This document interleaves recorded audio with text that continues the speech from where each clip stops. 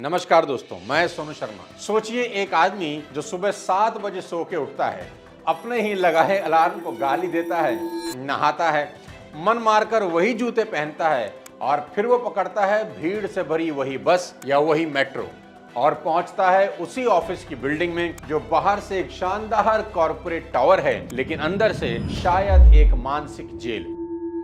जी हां, आज बात कर रहा हूं आपकी 9 से 5 की नौकरी की, जो शाम को कभी कभी 6, 7, 8 या रात 9 बजे तक भी खिंच जाती है। एक ऐसी नौकरी जहां टारगेट है, बॉस की डांट है, एक्सेल की शीट है और दिन के एंड में सिर्फ एक सवाल, क्या यही जिंदगी है? सैलरी कंफर्ट तो देती है लेकिन फ्रीडम छीन लेती है और कहते हैं सैलरी वो रिश्वत है जो आपको आपके ही सपनों को भूलने के लिए आपको ही दी जाती है। आप मेरी बात से एग्री करेंगे आज कि इस देश में मैक्सिमम लोग नौकरी खुशी में नहीं मजबूरी में करते हैं। पर सवाल यह है, जब मैक्सिमम लोग अपनी जॉब से खुश नहीं तो उसे छोड़ क्यों नहीं देते? जब हर सोमवार मौत जैसा लगता है तो वहां टिके क्यों रहते हैं? जवाब बहुत सीधा है, डर। ईएमआई का डर, घर वालों की उम्मीदों का डर, बच्चों की स्कूल फीस भरने का डर और सबसे बड़ा डर, अगर नौकरी छूट गई तो मेरा क्या होगा? आज पुलकित की कहानी के साथ बात करते हैं नौकरी के साइड इफेक्ट की। पुलकित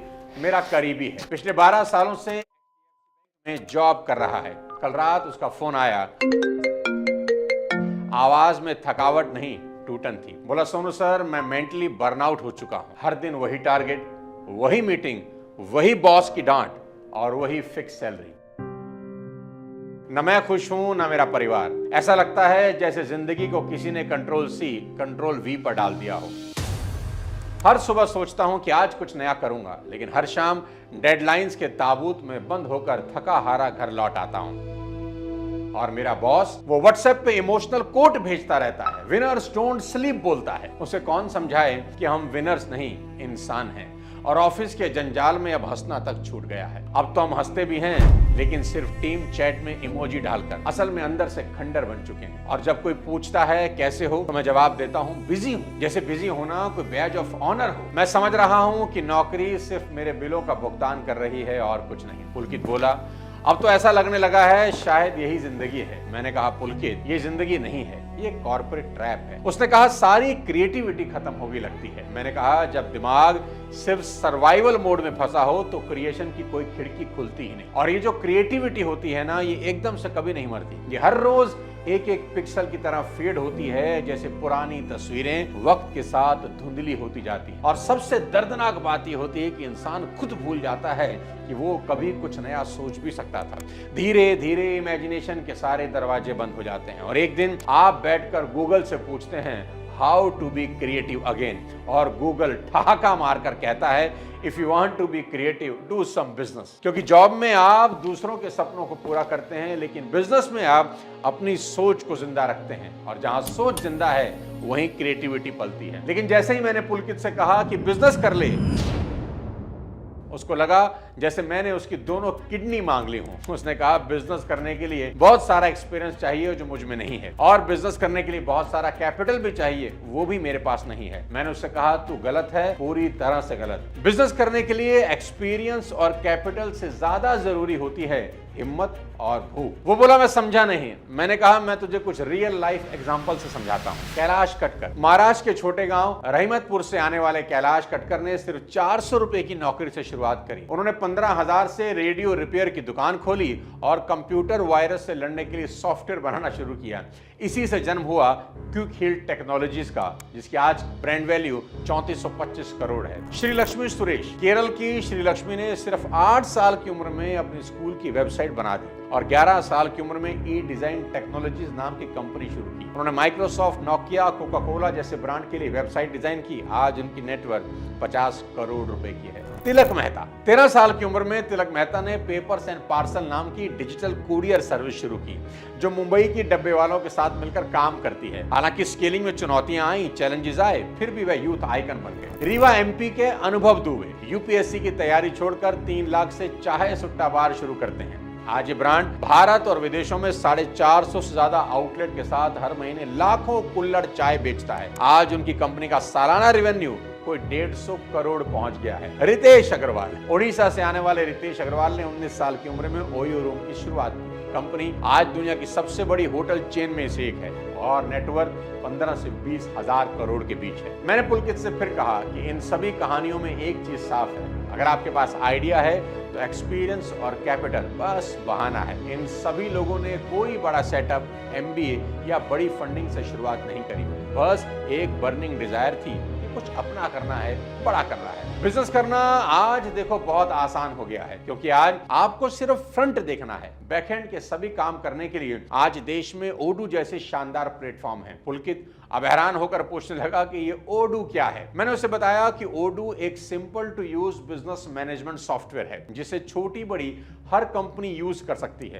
इनके पास 12 मिलियन सेटिस्फाइड यूजर्स हैं। छोटे और मिडिल साइज बिजनेसेस के लिए काफी काम की चीज है, जैसे आपके इनवॉइस मैनेज करना हो, ई कॉमर्स हैंडल करना हो, इन्वेंट्री मैनेज करनी हो और परचेज का हिसाब रखना हो, सब ओडू पर कर सकते हैं। या आपको सेल्स ऑप्टिमाइज करना हो या एचआर रिलेटेड कोई भी काम करना हो तो ये सभी काम आपके लिए ओडू कर सकता है। और सबसे बढ़िया बात, ओडू की first application life time free मिलती है विद अनलिमिटेड होस्टिंग, मेंटेनेंस और सपोर्ट के साथ। जैसे जैसे आपका बिजनेस बढ़ेगा आप और भी ऐप एक्सेस कर सकते हैं, वो भी एकदम अफोर्डेबल प्राइस में। और बिजनेस में वही जीतता है दोस्त जो फर्स्ट मूवर होता है। उसको और डिटेल में समझने के लिए आप ओडू डाउनलोड कर सकते हैं, लिंक आपकी हेल्प के लिए डिस्क्रिप्शन में दे दूंगा। बिजनेस के तमाम फायदे सुनने के बाद भी पुलकित ने मुझसे कहा कि सोनू सर, बिजनेस करना आसान नहीं है। मैंने कहा जॉब करना कौन सा आसान है। जॉब का सबसे बड़ा साइड इफेक्ट है हेल्थ।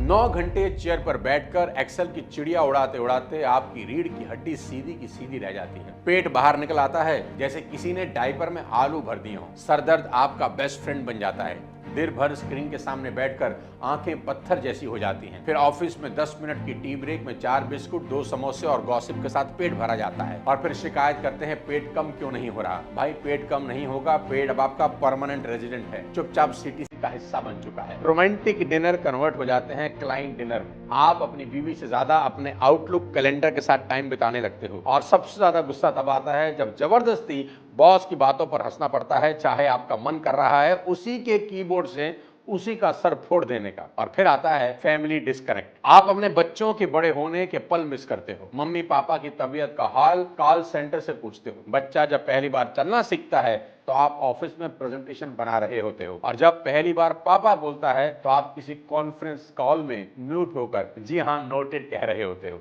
माँ बाप व्हाट्सएप पर टेक केयर बेटा लिखते हैं और बीवी तो काफी समझ चुकी होती है कि आपसे डिनर डेट के लिए परमिशन नहीं, अपॉइंटमेंट लेनी पड़ेगी। बच्चे पूछते हैं पापा क्या इस बार गर्मियों की छुट्टियों में कहीं चलेंगे, और आप एक्सेल खोलकर सोचते हो मीटिंग की डेट कहीं क्रैश तो नहीं कर जाएंगी। फैमिली के साथ ये डिस्कनेक्ट किसी एक दिन में नहीं होता दोस्त, ये रोज रोज के बस थोड़ी देर, बस थोड़ा बिजी हूं, कल बात करते हैं, इससे बढ़ता है। आप घर तो आते हो लेकिन दिमाग अभी भी आउटलुक में लॉग इन होता है। फैमिली लाइफ एक ऐसा खेत है जहां अगर हर दिन समय और प्यार न दो तो वहां जज्बातों की फसल सूख जाती है। पर हम उस खेत में फर्टिलाइजर की जगह टारगेट छिड़क रहे हैं। हंसी आती है जब लोग कहते हैं मैं सब कुछ अपने परिवार के लिए ही तो कर रहा हूं, लेकिन परिवार के साथ बिताने के लिए उनके पास सिर्फ 1 घंटा, और वो भी नेटफ्लिक्स के साथ बटा हुआ होता है। सच्चाई यह है कि जॉब आपको तनख्वाह देती है लेकिन उससे पहले आपसे रिश्ते छीन लेती है। और जब आप रिटायर होते हैं तब तक बच्चे इतने बड़े हो जाते हैं कि अब उन्हें आपकी जरूरत ही नहीं रहती। समय बीतने के बाद समझ आता है कि नौकरी ने सिर्फ आपको एम्प्लॉय नहीं, इमोशनल बैंकरप्ट भी बना दिया है। मैंने पुलकित से कहा मैं यहाँ ये बिल्कुल नहीं कह रहा हूँ कि नौकरी करना खराब चीज है। मैं ये कहना चाहता हूँ कि जिंदगी भर नौकरी करना खुद को मारना है,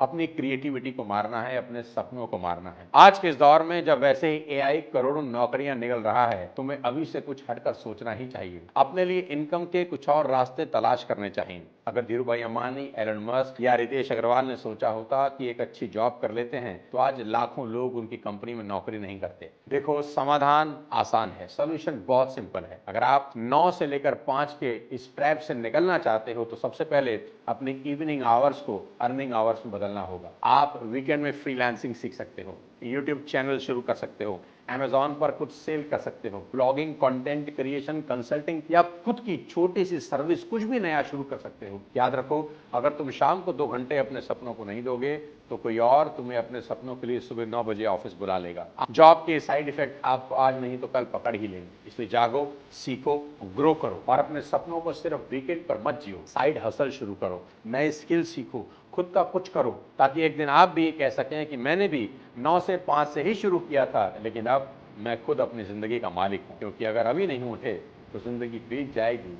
इस वीडियो का मैसेज बहुत सिंपल है दोस्त, जॉब करना गलत नहीं, लेकिन जॉब में फंस जाना सबसे बड़ा धोखा है। Break the trap, build the life you dream of, वरना किसी और का सपना पूरा करते हुए एक दिन आपका ही सपना दम तोड़ देगा। अगले किसी और वीडियो के साथ जल्द आपसे मुलाकात करता हूँ, तब तक अपने स्वास्थ्य का ध्यान रखिए। जय हिंद।